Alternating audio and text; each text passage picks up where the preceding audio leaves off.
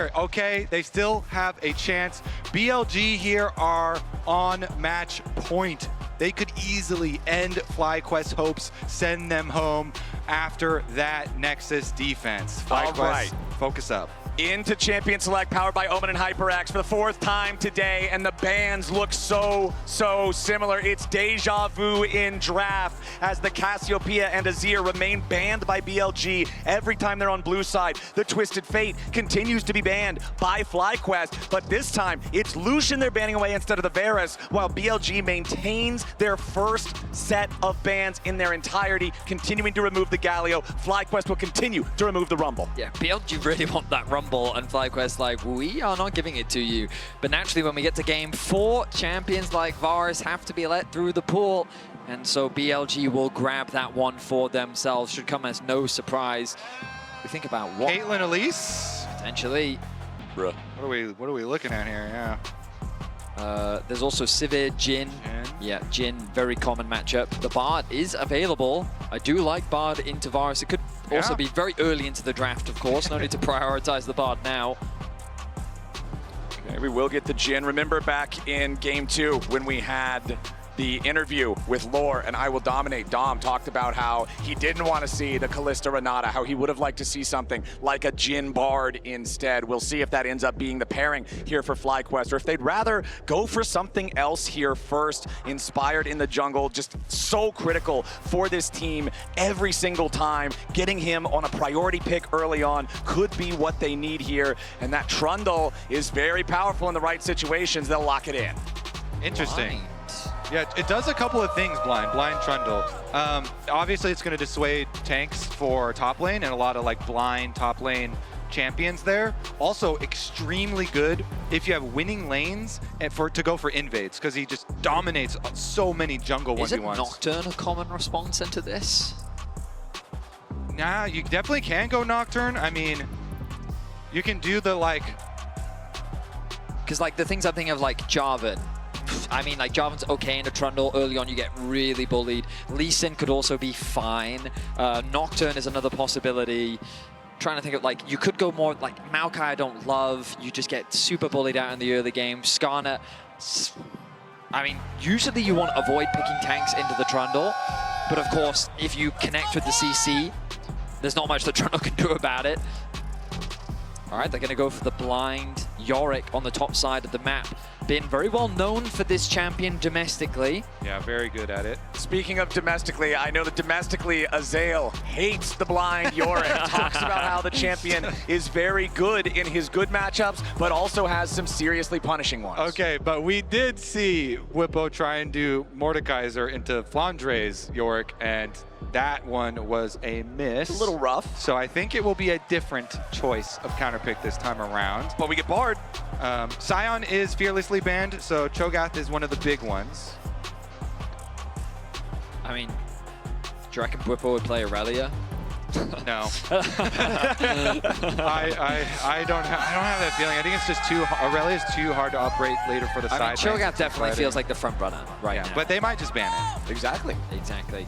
So now that you expect junglers to be pinched on the side of FlyQuest, I wonder if Nocturne will be considered for their bans. Syndra, oh, they're going to pick apart Knight's pool, try and limit what options he has available with Cassio, Azir, Galio, Twisted Fate, Syndra. That's an additional 5 bans on top of the 6 mid laners already taken out of this series. So we're looking at like Orianna tier at the moment. Well no. There that goes. No. Yeah, well, we So now we're looking at even like Ziggs mid lane. God, we're really getting deep in the mid lane pool now, aren't we? I mean, Silas is still up. Silas is a good one. Is good. In these comps, Veigar. oh my, Veigar could be super interesting. I think it would struggle into a Bard. Oh, Akali, that's a good ban as well. One of the more mobile mid lane champions that we see. We get a 4th mid lane ban in this second half from BLG. They know they need to target solo laners specifically. They'll ban out that Silas. All right, so the mid pool is very narrow now. Hui, if you want to go control mage, I feel like Hui has a lot of good range. Hui definitely needs like more structure than a lot of other champions though. needs more combos. I mean, at this point, we are just kind of throwing darts at a dartboard. I mean, that is a wide Whippo. Yeah. Pull it apart, make him wider. Pull it apart. Yeah, you got to add more in the middle as the series goes on. Let's get that gap in the middle. Find a third guy. We were literally talking about this today. I told you. Set into Yorick is the pick for Whippo. Is this good? In my head, I could see how like you could use the ghouls to get the stun onto the Yorick, but like this is not a matchup I'm personally very familiar with. Set is very, very aggressive. Whippo really loves this champion and wants to try and pressure early. So Kindred is so good. True. Their 2v2, their 2v2 is amazing. Set and Trundle just turbo blast anybody, and we have seen back in the first game, like when they were doing Bash Bros style for Whippo and Inspire, just trying to take every 2v2, run into them, and try and stat check. Stat check, Trundle and Set are pretty good at that.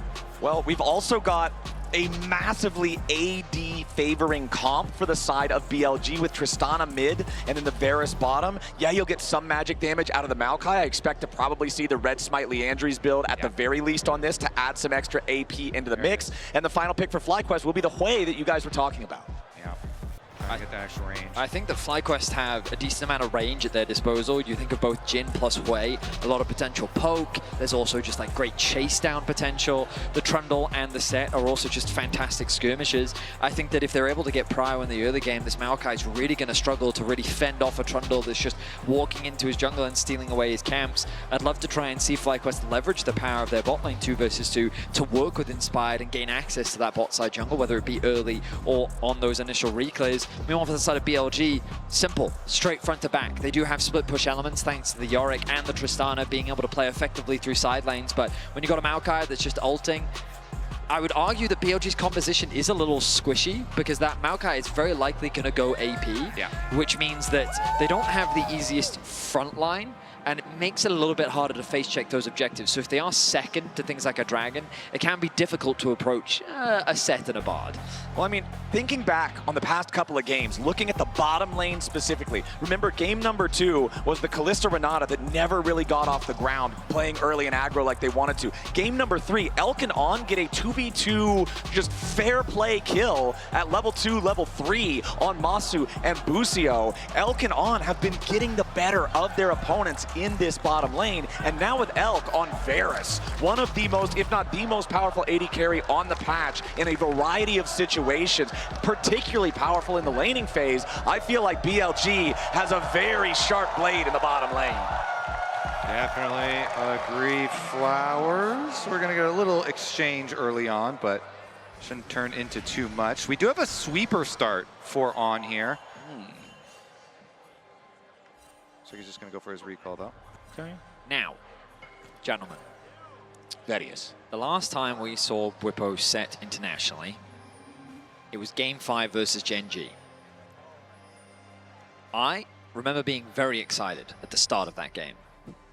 About halfway through the game, I was gonna say, it became how very, many very minutes did it take? Oh no. I want to say about 10. Yeah. So, I have some experience because I did cast the series. How do you guys feel now that you see the set? I also here in casted the series. I was there. Oh, you were there It was with you, me. Azale, and I. Oh, it was, yeah. I was also there. How do you feel, Kobe? I'm literally stuck in the last game at the Nexus and thinking, why? All right, Whippo's at least going to start off by giving Ben a couple of punches here in the jungle. Whippo's happy to try to keep these trades going for a longer period of time, but remember that Ben does have help closer by, so Whippo doesn't want to overstay his welcome here. Yeah, Whippo does want to trade really early on, though. Try and make use of his passive. Stacking up his Conqueror here. Wow, he's just sacrificing farm. Yeah, and he's my just God. beating the snot out of Ben. That's what you want to do on your set. Always just go fist fight them right at the beginning. Literally. Yeah, literally, exactly. Use your passive, use your OP autos there. Stack up your Conqueror. Extremely well played by Whippo. I love that level of confidence. Now, Knight with some confidence himself, committing to the trade in the mid lane. Nice trade back from Quad. Yeah, both mid laners now down to 200 HP, drinking their potions. And a key thing whenever you are playing set or any champion like that wants to go for these really brutal level 1s, you want that vision on blue Gromp. So that ward key there, it does see the Beishuan start, does see that it's going to be top side down to bottom side for the Maokai. So that allows Bwipo to continue playing aggressively.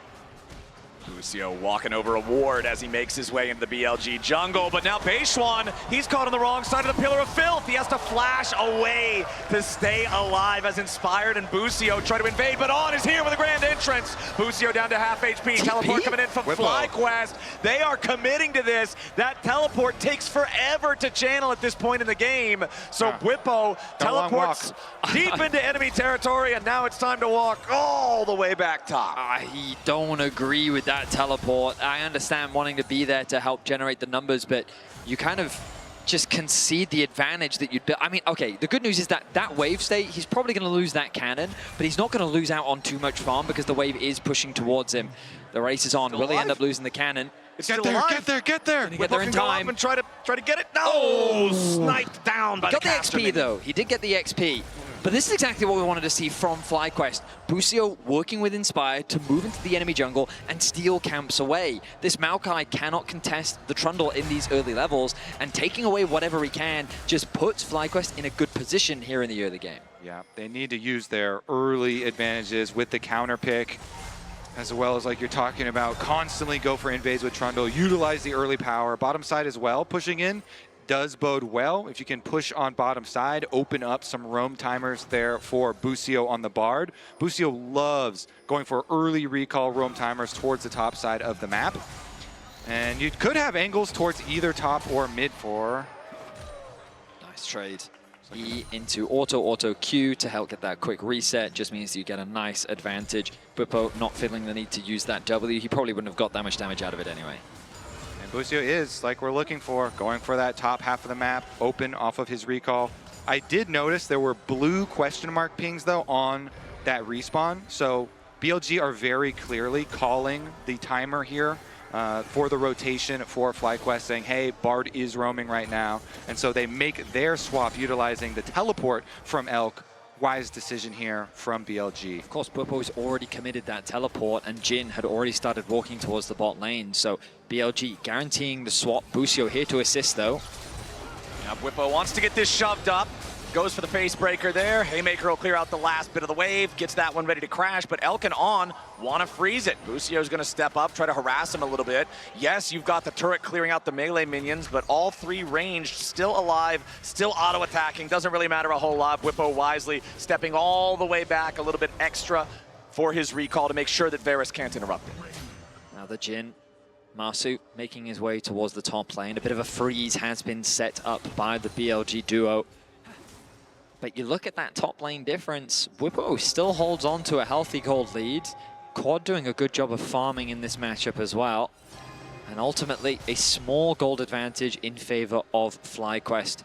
That first dragon of the game is available. You can see both junglers heading towards it. I think Beishuan just wanting to get a bit of information. Whereas Inspired may want to start it soon. Bwipo, though, the jungler's in the area. Yeah, but he's immediately going in for the combo despite that. Gets caught up in the cage here, takes a little bit of extra damage. Beishuan's nearby, but it doesn't matter a whole lot. Now Knight could be in some danger as Busio rotating over to the mid lane. Knight sidesteps away from that severing bolt. Remember, when you're isolated, the thing does so much damage. Bwipo finds another nice face breaker there onto Bin, forcing him all the way back underneath the tier 1 turret. And they should pull out that dragon started up here because they Bwipo is able to win so hard here and push Bin back again, force Bin's actually, he's not even going to force the teleport. Bin's just walking back because the wave is pushing over there anyway. So he's going to take the walk over. Now, Quad still retains his CS lead from the early levels that we saw and that extra little fight that broke out around Raptors. It did draw Knight over on Tristana and using his rocket jump there. And so Quad also with his little bit of CS lead in the mid lane.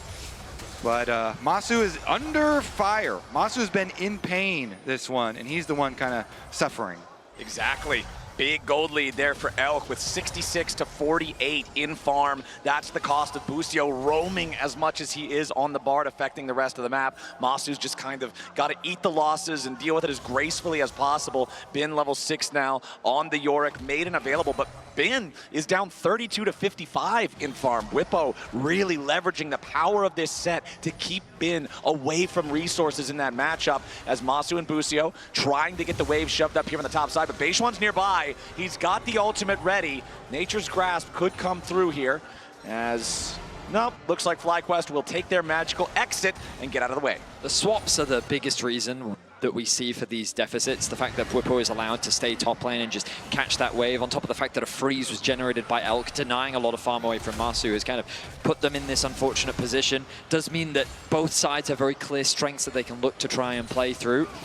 As Whippo starting to lose out on these trades now. Yeah, nicely done by Bin. She's so strong, especially when the only defensive mechanisms you have are health, considering she does that percent HP damage. Elk flashing away from the second shot, third hits, fourth misses. The curtain call ultimately not putting on much of a show as FlyQuest trying to move up, stop some of these grub takes. The third grub is the only one left, and all three secured by BLG. Never mind, FlyQuest did get themselves the one. Now Masu under pressure from Knight. Bass and Maokai ulti coming through. Inspire taking a ton of damage here on the front line, but the first kill's already going over to Knight. Beishuan, 200 HP, trying to get away, but Quad paints a picture, and it's a eulogy for BLG in the top river. Quad actually smurfing. He predicted Beishuan's flash there to get the extra kill. 2 onto Quad, and Whippo going pretty ham. Yeah, he's using the showstopper. He's already pulled out the haymaker, though, so his health bar is pretty low. You can see him regenerating extra HP now as Busio joins up, but Bin has already taken Whippo out of the picture. Now Busio trying to bait Bin in. Inspired shows up. He forces the flash back out of the Yorick, but Bin coming out on top. Whippo did not get as much damage as he wanted out of that W. Bin in the extended fight was able to win out thanks to the assistance of the Maiden, and even with the arrival of Busio, oh, that's 2 tower shots, Bin. The TP's gonna come through. He's gonna have to reset quickly as the Maiden picks up a bit of farm. But FlyQuest, still important to recognize, a huge team fight win on the top side. Quad being able to pick up 2 kills. It looked like quite a good fight initially for BLG. They get a massive Maokai ultimate. Knight is getting huge damage down onto Masu. And the poke comes through from Elk looking good, but then the damage just kind of runs out. Elk is landing a few auto attacks here and there, while Inspired and Quad just dish out non-stop, constant damage. And they end up swinging the kills in their favor. Quad is going to be the hope for the FlyQuest team with the early CS advantage. Now he's on his first item spike here with the Ludens. Big burst damage available. But Bin getting money once again is always a problem. Bin on his Yorick. Yeah, Bin is scary now that he's got the Maiden, now that the Yorick is really online. Yeah, he's down 30 farm, but because he got that kill on Whippo, the gold is pretty much dead even. And you mentioned how Quad is the hope for FlyQuest. That's a different look compared to the games that we've seen so far today. Coming into the series, we expected mid to be a sizable gap in favor of BLG, in favor of Knight. And Quad has come up short in that matchup in these games so far, but this time around, he's the one with the resources. He's the one who got the early kills. Game 4 could be Quad's chance to prove himself against Knight. Certainly could be. The bigger problem is being on the other side of the map. Yes, he's down about 15 CS, but another plate is going to get an extra one off the back of that. And look at that, a 500 gold advantage over Whippo. These armor boots doing some serious work in the 1 versus 1, helping mitigate a lot of the early game damage that comes through. Quad, careful against On, won't fall prey as Masu gets engaged on. Yeah, Knight jumping in here should be able to fully arm that explosive charge. Whippo's matchup into Bin, he was dominating early on, but as soon as the Maiden was summoned up, the matchup just got turned on its head. Ever since then, Bin has felt like he's got so much more presence in the lane. Yeah, and that kill going the other way, even with the roam down from Busio, is so big too. If he had been able to get that on the side of Whippo and get to the Stridebreaker early, but Busio's back out onto the map again, just cruising around, annoying people. Yeah, it's not like you're going to be able to threaten a real kill on tonight here, but you can at least be super annoying as third shot misses, so fourth shot won't matter. Actually, some really good jukes right there. If they land the snare, then it starts to get a little bit dicey for Knight, but he's able to juke it out, and they'll continue on with their dragon stacking plan for FlyQuest. regardless of the extra money that has gone into Bin recently. A very Good journey. slow-paced early game here as Busio tries to go in for the Tempered Fate, but he won't land it onto Bin. A nice cage from the Yorick, but Bwipo's going to be the one tanking the turret into the haymaker. It hits Bin square in the jaw, and FlyQuest claims the feat of warfare with kill 3. Nice dive from FlyQuest. Bin was trying to respect the collapse that could come through. He did some nice movement, but it was not quite enough to get away. Bwipo was more than ready to dive. Just like that, he now has a level advantage over his opponent. But the problem with that is you leave top exposed. Elk going to have access onto these plates, and BLG is doing a good job of cross-mapping where they can. Yeah, a lot of minions dying to tower up there, but the same is true on the other side here. And again, Quad getting money, so much focused into this way. This champion now has the potential to put out large amounts of AoE damage in teamfights as long as you keep it safe. All right, this time, last game, was about 2,000, 3,000 gold lead for BLG with their hyper-aggressive, very divey, very engagey composition. This time around, a slower start as On wants to go in here for the quickness on Inspired, but the engage immediately fizzles out. Not sure what the game plan was. I was looking at the minimap and Maokai was in the top river. Maybe they wanted to try and get his flash out. Maybe if they threatened the Varus ultimate as well. But the moment that initial engage was interrupted by the Pillar of Filth, he couldn't really convert it into much. Stridebreaker now being completed for Bwipo means he's got a little bit more wave clear, pushing Bin underneath his tower. And that gold difference between the two top laners now disappeared. And as we get further into the game, the amount of gold that Elk has gotten here for this poke Varus is going to be very troublesome, because you look at the hard engage on the side of FlyQuest, and it kind of has to come from Bard playing really well.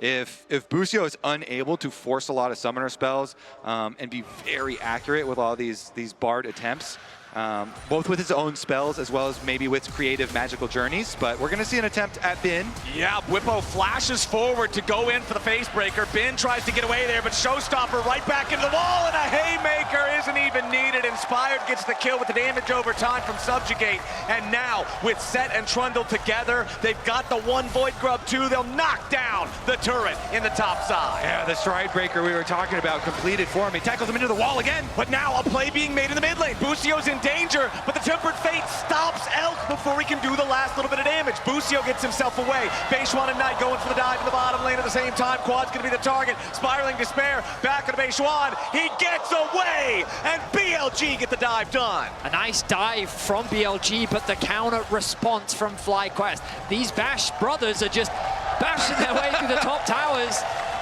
Nothing stands in their way as Masu now in danger. Yeah, Masu way too close to danger here with On and Elk ready, but immediately the Bash Bros are ready to back him up. The haymaker won't hit the target of the curtain call is open. On gets away. That's a close one. On just barely able to escape. But to the surprise of no one, Bwipo and Inspired, they're not done bashing, so they'll make their way towards the Herald. And there's no way in which BLG can respond. Yeah, Masu there actually goes up so far that he's trying to bait in Elk and On, but it costs him his flash. We'll see if that is an important summoner spell later on, because now he's going to have to stand very far back. Of course, you know, Jhin does have that option a lot of the time, but it was a pretty deep investment there. FlyQuest not done though. They're going to use that investment to take away even more jungle resources. All right, FlyQuest will claim that blue buff. And I do have to point out, I think that FlyQuest claiming the feats of warfare, the extra move speed on the boots, is critical in this game, because Bwipo, Inspired, Quad, Masu, Busio, that's all 5 of them. Nobody has a dash. Nobody has a blink. Yeah, you've got the ability to go on a magical journey for Bard. Set can use the Showstopper, but it needs to be right next to you. That little bit of extra move speed could be so critical for everyone. Yeah, definitely agree. You know, the positioning on a Set ultimate could change an entire team fight. His flash cooldown critical as well. Nice. Oh, On gonna get chased down now. The magical journey looking after him. Nice Tempered Fate there on Knight. On's the first to die. Knight's gonna follow, and FlyQuest just murdered 2 of them. Run them down, Flowers. That's what you said, and they do that. FlyQuest back out into the jungle. They interrupt him at first over the blast cone, follow the chase. The magical journeys here have been true to their name from Busio. No, the expression, the bark is worse than their bite, but I'm telling you right now, Inspired's bite hurts really hard. He chases down 2 BLG members, finds some quick picks on the top side of the map. Bwipo is going to respond, but this Dragon now alive.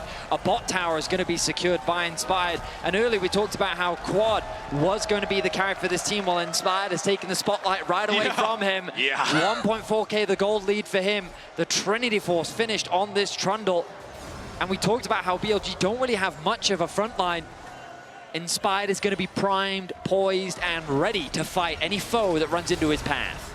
All right, Chains of Corruption hit him, but he's already underneath the Tier 1 turret. A TP coming in for both sides now as FlyQuest bring Bwipo in. He's behind enemy lines, but he's very tanky. Bin can't say the same. He arrives only to die as BLG have to try to scatter now. Beishuan's caught by spiraling despair, and Bwipo's on a killing spree.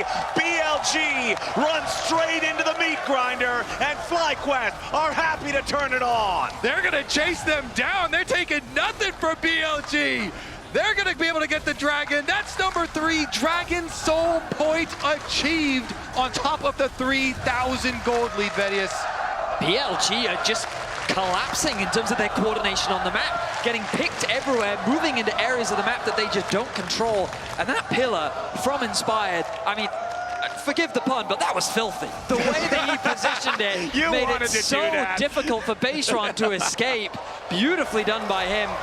Lucio sees a TP. Okay, they're not going to convert much off the back of that. Yeah, it's just the Rakan on flies in there, but he's not under any immediate threat. And here's where I'm going back to the draft as well. There's so much physical damage on BLG that when these Bash Bros on the front line get fed and they start being able to itemize armor, you got a problem. Knight is caught in the middle of his rocket jump, and FlyQuest will drown him in the river. Quad with another kill as on's the next target. Bwipo chasing after him, shouldn't be able to get a whole lot here. Rift Herald summoned up by FlyQuest in that topside river. Tier 1 turret next in their sights. Lucio is having an incredible performance. We knew his bard was good, but FlyQuest are chasing for more. They'll immediately take that Tier 1. If they can escort this Herald in, they could try to get another slam into the Tier 2, but it's going to get smoked down by Beishuan instead. Bwipo flashes in for the facebreaker. Double kill for Quad.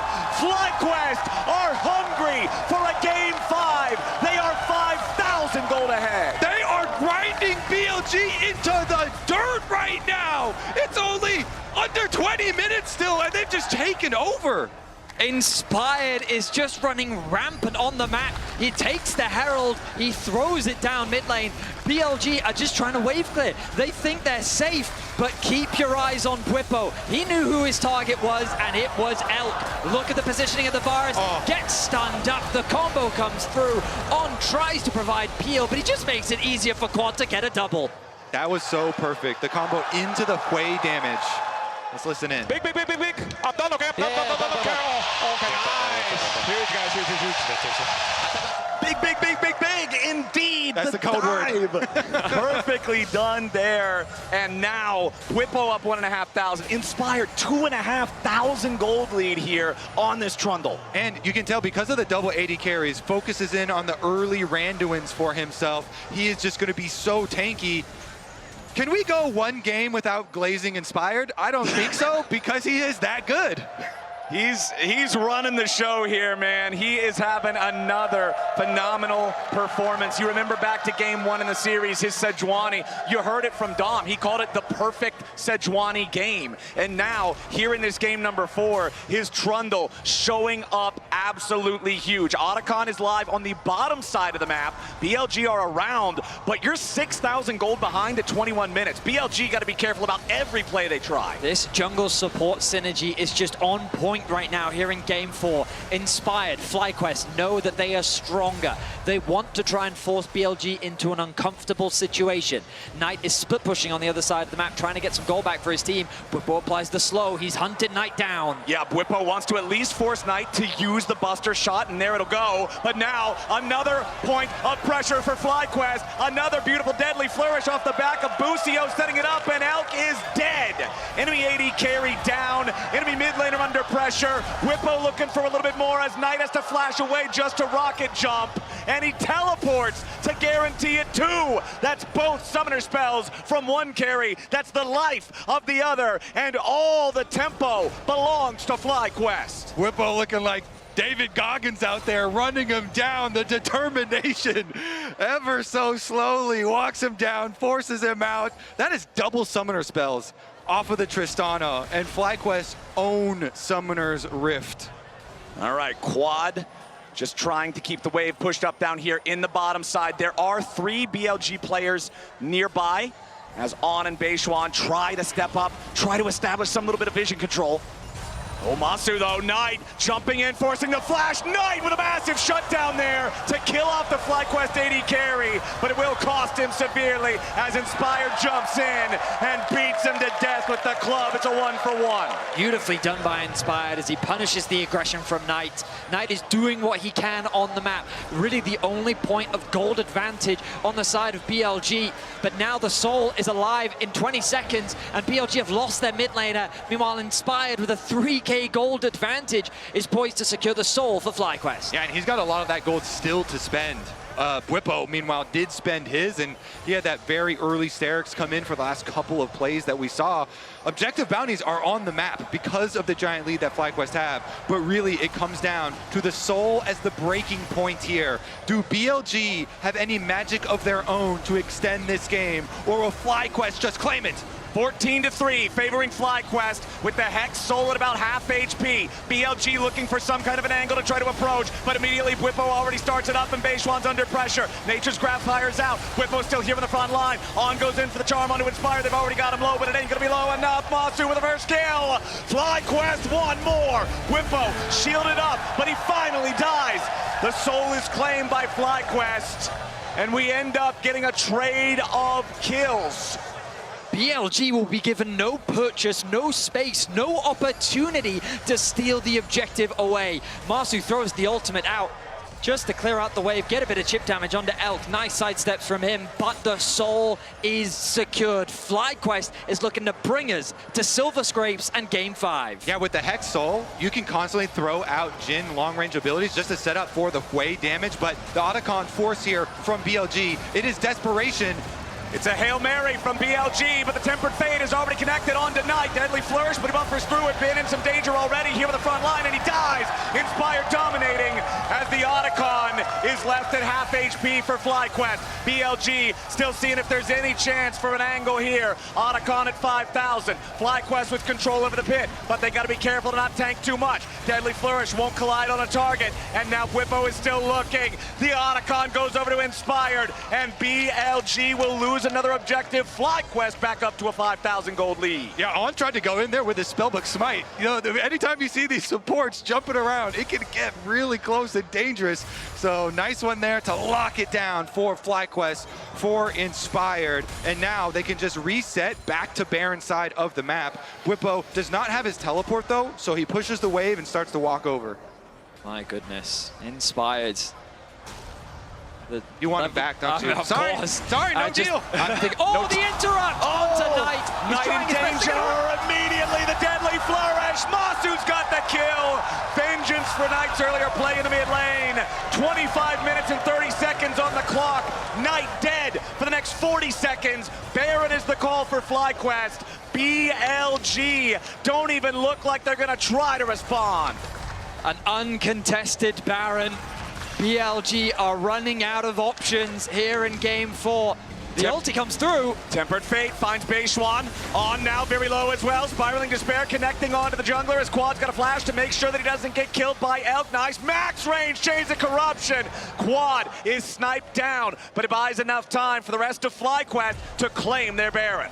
Yeah, they'll be happy with that one still. They have so much pushing power here. That plus Hex Soul and the range that they have on this team, BLG are just gonna get pushed in over and over and over. The siege will be inevitable from FlyQuest. So BLG, they have to look for a Maokai angle on the side to just get some sort of dream ultimate and like a very quick pick with Rakan.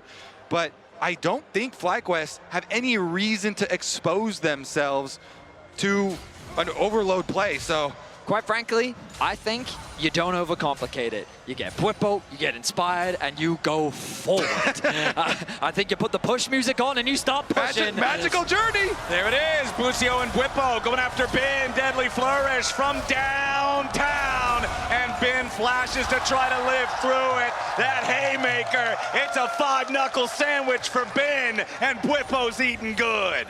Busio has done so much work for FlyQuest. Yes, of course, the star of the show, Inspired, has been doing all of the damage, getting all the kills, but Busio, the supporting cast, has been setting up all these plays, and now BLG look to respond. Inspired flashing out of the way of Nature's Grasp, trying to make sure that he doesn't get blown up here at the very start of the fight. Drops the subjugate and turns on. Tempered Fate to buy Inspired time. He heals up with the King's Tribute, and BLG have already lost 3 men across the map. Knight flashing away, but the curtain call is opened, and the show is over in game 4. Triple kill for Masu. Elk is the last man standing, and he at least gets a kill into Busio, but now he's got to try to escape. Quad and Masu ready to fire as Spiraling Despair misses. Masu with the proc on the Hex Soul to slow down Elk. Guarantees the kill. Only Bin standing. FlyQuest are moving to the Nexus turrets. It's Yorick against Masu. Quad and Bwipo on finally respawning as well. Maiden of the Mist wanting to buy some time as FlyQuest have made it onto the second Nexus turret. The Nexus open, vulnerable. Bwipo forcing his way forward as Inspired puts in the work on the Nexus, and FlyQuest bring us to Silver Scrapes. FlyQuest may have stumbled at the Nexus in the previous game, but they get right back out there and they blast BLG.